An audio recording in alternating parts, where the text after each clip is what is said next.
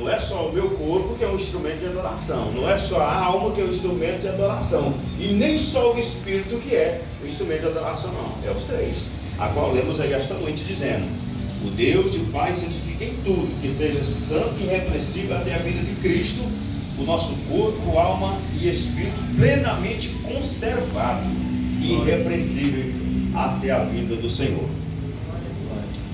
Ele diz mais à frente: bendizendo a minha alma, Senhor, não esqueças de nenhum dos teus benefícios, que já foi até lido aqui esta noite.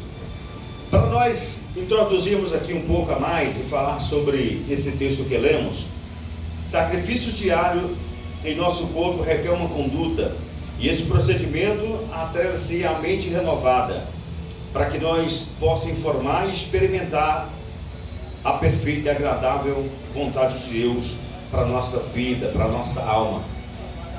Aí vamos para o primeiro ponto de hoje: o adorando a Deus com o nosso corpo, né? Adorando ao Senhor com o nosso corpo. Como assim? Vamos entender. Eu preciso que um dos irmãos abra no livro de Romanos capítulo 12, versículo 1, para você me ajudar aqui hoje na Bíblia. Eu vou até pedir os irmãos para já se prepararem aí, porque eu vou precisar de auxílio aí para os irmãos estar lendo aí para ajudar aqui no texto. O livro de Romanos, no capítulo 12, versículo 1, quem encontrou já pode até ler.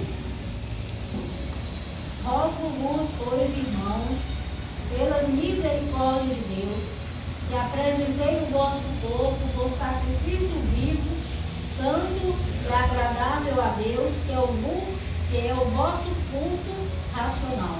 Está vendo? Então não é eu que estou dizendo de mim mesmo. A palavra do Senhor está falando, e Paulo ele fala isso aqui no sentido de demonstrar e encorajar, exortar, porque isto aqui era usado no grego clássico para exortação na época.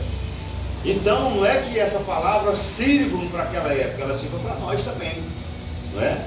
A palavra de Deus aqui não tem esse negócio de, mas isso aqui foi na época do João, isso foi na época do Paulo, foi na época do fulano, Beltrano. Não, irmão, a palavra do Senhor, ela serve em todos os tempos para nós, né? Ela se enquadra nos nossos dias atuais. Tem coisas que foram faladas lá que nem aconteceu ainda, né? Outras que já aconteceu, mas que servem de tirar lição aqui para nós, e outras que nem aconteceram, mas vão acontecer, né? Outras que foram profetizadas a futuro, para que possam acontecer. E para o primeiro item do primeiro ponto, o argumento e a compaixão de Deus. O argumento de Paulo usa para a adoração seja pertinente, está falando da compaixão de Deus, a misericórdia, como se está no origem, o estado miserável de alguém que precisa de misericórdia.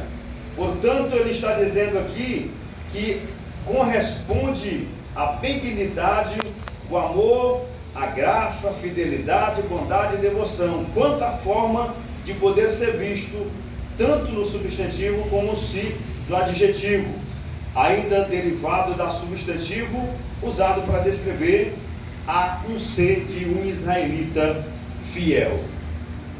Aí eu lembro aqui daquele texto que Jesus falou para Natanael, né? Eu vejo aqui um verdadeiro israelita, né? Não precisou dele fazer muita coisa, dele falar, dele expor. Jesus já disse: eu vejo aqui um verdadeiro israelita. Então o nosso argumento com a compaixão de Deus, ela requer isso, esse tipo de atenção. Caso contrário, nós não iremos jamais agradar o Senhor. E às vezes nós erramos, às vezes sem perceber mesmo. Como até fala aquele hino da Damares lá do Consolador, né? Que pede porque somos consoladores dos consolados, porque às vezes nós erramos sem perceber. E isso acontece mesmo, porque nós somos seres humanos. Precisamos, às vezes, ficar atento à voz do Espírito Santo, porque Ele todo dia nos adverte, mas às vezes nós deixamos passar desapercebido e acabamos fazendo o que não é para ser feito. O próprio Paulo disse que às vezes as coisas boas que era para fazer, não fazia, e aquilo que não era para fazer, acaba fazendo, sendo que ele muito lutou para isso. Observe que de uma pessoa que lutou muito para isto, falar uma ocasião dessa. Então Paulo, dentro da sua simplicidade, dentro do seu momento ali, ele foi muito fiel ali ao dizer, e também questionar e combater também as heresias daquela época, e orientar o povo a entrar por um caminho que vai ao céu, porque a preocupação nossa e de todos que estão na frente do trabalho, irmão, não é de passar a mão na cabeça de ninguém, é apenas falar a realidade, para que alguém depois não diga assim, mas não sabia disso, porque se você não prega a verdade, o verdadeiro evangelho, é uma igreja, uma nação que vai crescer sem conhecimento, e a própria palavra do Senhor diz que o povo perece porque faltou conhecimento. Então a gente tem que ter esse conhecimento. Agora, quando alguém fala algo que está concernente à palavra de Deus, que está na Bíblia, aí nós temos que falar, meu irmão, mas aí não está na Bíblia, né? Agora, aquilo que está dentro da palavra de Deus, concernente àquilo que você leu aí, por isso que eu pedi para os irmãos acompanhar, para depois dizer, não, inventou na casa dele, fez um estudo e tal. E não é assim que funciona. Nós estamos aqui para aprender da palavra do Senhor, mas aquele que está aqui, ó,